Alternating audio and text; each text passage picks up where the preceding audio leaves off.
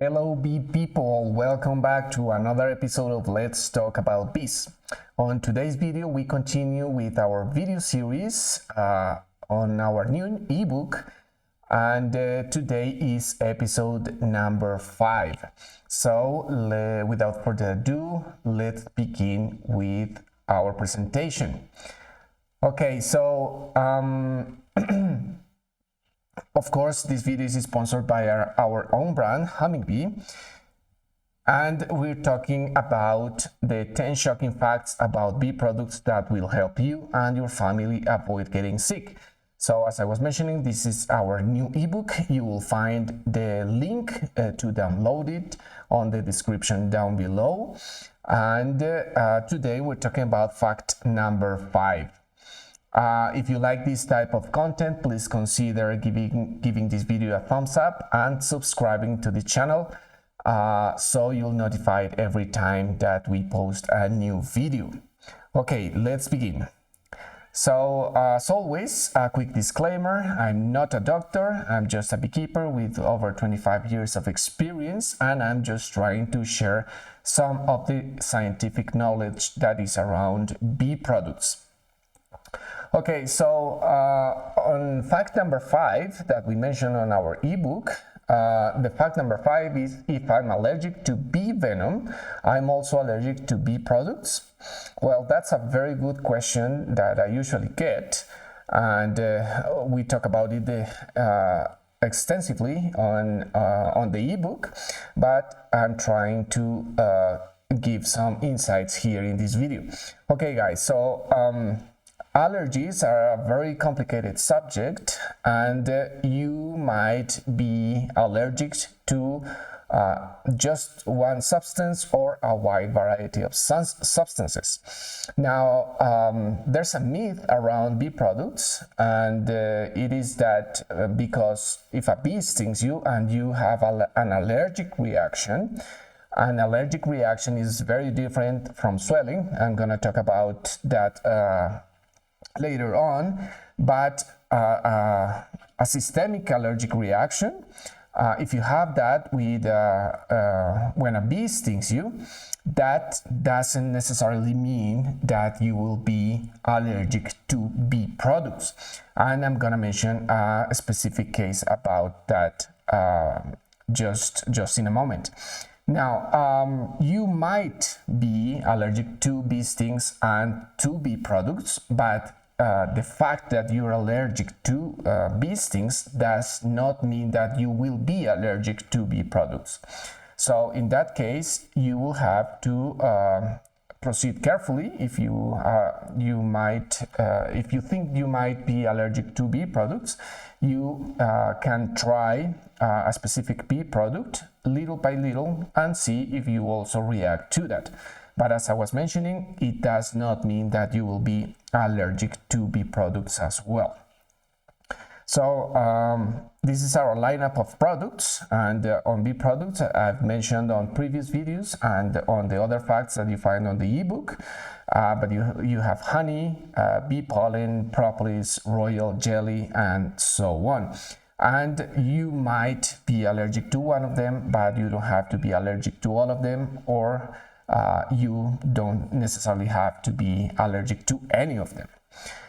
Okay, so in the case of the pollen allergy, and I'm talking here about pollen, not bee pollen, is what we call seasonal allergies. So come spring and summer, and there's a lot of flowering plants, and there's a lot of pollen on the environment, and you breathe that pollen, and you might suffer from seasonal allergies, which is an allergic reaction to the pollen that is on the environment and that you are breathing. So if you have allergies or seasonal allergies, that does not mean that you will have also an allergy if you consume bee pollen. So there's a huge difference from breathing the pollen and consuming it. Actually, there's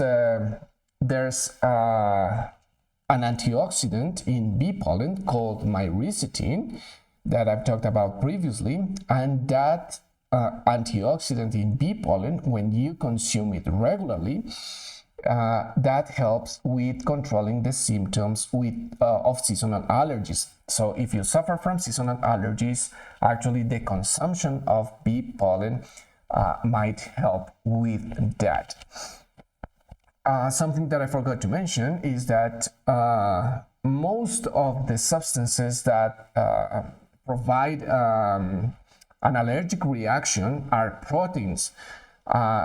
But there are other substances that do the same as well. But most of them are proteins, and bee pollen has proteins, and bee venom has proteins, so you might be allergic to them. But again, I say that if you're allergic to a bee sting, that does not mean that you're allergic to other bee products as well. Okay, and a question that I usually get is, when a bee stings you, what you have to do? And the quick answer is that you have to remove the stinger as soon as possible. So if you see in this image, there's a bee sting that is inside of the skin on a finger, and that stinger is autonomous and can inject a lot more bee venom when the bee separates from it. So it will keep on pumping bee venom, and to avoid that, you will have to remove it as soon as possible. So when you remove it, make sure to scratch it out. Don't grab it and press it, because you will inject all the bee venom that is left on the stinger. So you have to scratch it and remove it, and that way you will avoid having more bee venom on your skin. And the other thing is that, for example, what you see in this image is local swelling and inflammation, and that's perfectly fine for bee sting. So even I am a beekeeper for many years. When I get stung, I get some inflammation and redness and sore spots there. So that's perfectly normal. What is not normal is an allergic reaction. So for example, if a bee stings you on the arm and you have swelling on other parts of your body, and you can't or your breathing gets difficult, that is a proper allergic reaction, and at that point you will have to go to the doctor as soon as possible. Okay guys, so that's what I had for you today.